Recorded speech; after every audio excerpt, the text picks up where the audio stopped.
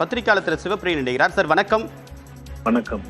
உரிய நேரத்தில் தெரிவிப்போம், எங்களுடைய சந்திப்பு நடைபெறும், உரிய நேரத்தில் தெரிவிப்போம் அப்படின்னு சொன்ன செங்கோட்டையன் இன்னைக்கு அந்த சந்திப்பை வெளிப்படையாக்கியிருக்காரு. ஓபிஎஸ் செங்கோட்டையன் இருவரும் ஒன்னாக பயணம் செஞ்சிருக்காங்க. இன்னும் கொஞ்ச நேரத்தில் டிடிவி சந்திக்கவும் வாய்ப்பு இருக்கு.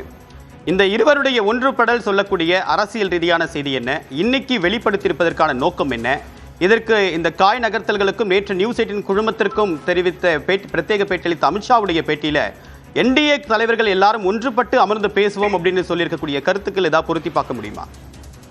இல்ல, செங்கோட்டையன் அவர்கள் இன்னைக்கு தேவர் ஜெயந்தியை தேர்ந்தெடுத்திருப்பது ரொம்ப ஒரு ஸ்ட்ராட்டஜிக்கான ஒரு விஷயமா நான் பார்க்கிறேன். ஏன்னா ஏற்கனவே திரு ஓபிஎஸ் அவர்களும் டிடிவி அவர்களும் தனியாக பாஜக கூட்டணியில் நின்றதுனால்தான் அதிமுக தென் மாவட்டத்தில் பல இடங்களில் தோல்வியடைந்தது. தேவர் இன மக்கள், அதாவது முக்குளத்தோர் மக்கள் அதிமுகவுக்கு வாக்களிக்கவில்லை. அவர்கள் அதிமுகவிலிருந்து விலகி டிடிவி ஓபிஎஸ் இருக்கும் பாஜக அணிக்கு வாக்களித்து விட்டனர். அப்படிங்கறத 2024 நாம புரிஞ்சுக்கிட்ட ஒரு விஷயம். ஆனா இன்னைக்கு அவர் அதே தேவர் ஜெயந்தியை சூஸ் பண்ணி ஓபிஎஸோடு பயணிப்பது அவர் மீது நடவடிக்கை எடுக்கக்கூடாது அப்படிங்கிறதுக்காக பண்ணப்பட்ட ஒரு விஷயமாக நான் பார்க்கிறேன். நார்மல் நாள்ல போயிட்டு ஓபிஎஸ் அவர் பார்த்திருந்து ஒரு வெளிப்படையா பார்த்திருந்து ஒரு புகைப்படம் வந்தால் அவர் மீது நடவடிக்கை எடுப்பதற்கான வாய்ப்பு இருக்கிறது. இப்ப என்ன பண்ணுவாங்கன்னா பிரஷர் கொடுப்பாங்க.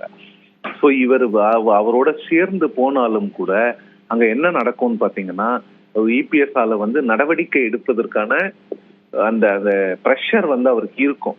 பட் அதை ரெசிஸ்ட் பண்ண ட்ரை பண்ணுவாங்க. ஏன்னா தேவர் ஜெயந்திக்கு போனதுனாலதான் செங்கோட்டையனுக்கு இந்த மாதிரி ஒரு விஷயம் நடந்துருச்சு அப்படிங்கிற ஒரு எண்ணத்தை மக்களிடம் வெளிப்படுத்த அதிமுக தொண்டர்களோ இல்ல அதிமுக வாக்கு வங்கியினரிடமோ வெளிப்படுத்துவதற்கான அந்த விஷயத்தை இபிஎஸ் அதிமுக நிச்சயமா செய்யாது. அது அவங்களுக்கு மேலும் தேவரின மக்களை அதிமுகவிடம் ஏலியனேட் பண்ணுங்கிறது தான் நான் புரிஞ்சுக்கிறேன். ஸோ அதனால அவர் ரொம்ப ஸ்ட்ராட்டஜிக்கா சூஸ் பண்ணி அவர் கட்சியிலையும் இருக்கணும், கட்சியில இருந்துகிட்டே இந்த கழக குரலை அவர் எழுப்பிக்கொண்டே இருக்க வேண்டும் அப்படிங்கிறதுக்காக தான் இன்னைக்கு பண்ணியிருக்காரு. ஏன்னா செப்டம்பர் 5ஆம் தேதி அவர் செய்யும் பொழுது அவர் கட்சி பதவியிலிருந்து நீக்கப்பட்டார். இமீடியட்டாக அமித்ஷாவை போய் பார்த்துட்டு வெளிப்படையா பேட்டியும் கொடுக்கிறாரு. அதன் பிறகு அவர் மீது எந்த நடவடிக்கை எடுக்கப்படவில்லை.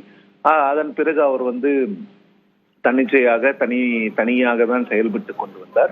இன்னைக்கு ஓபிஎஸ் அவர்கள் இபிஎஸ் அவர்கள் அதே பசும்பொண்ணுக்கு செல்லும் அந்த வேளையில் இபிஎஸ் ஓடு செல்லாமல் ஓபிஎஸ் ஓடு அவர் பயணிப்பது என்பது ரொம்ப சிக்னிபிகண்டான ஒரு விஷயம். அது எதற்காக செய்யப்பட்டிருக்கிறது என்றால், இந்த நாள்ல நான் பண்ணணும்னா என் மீது நடவடிக்கை எடுக்கிறது கஷ்டம். நடவடிக்கை எடுத்தீங்கன்னா மீண்டும் நீங்க முக்குளத்தோரின மக்களை நீங்க பகர்ச்சி கொள்ள வேண்டும். ஏற்கனவே அவர்கள் உங்களுக்கான அவர்களுடைய வாக்குகளை உங்களுக்கு செலுத்துவதில்லை. ஸோ இன்னும் பகர்ச்சிக்காதீங்க, நான் கட்சியிலே இருக்கணுங்கிற ஒரு மெசேஜை செங்கோட்டையன் கொடுக்கறதா பார்க்கணும்.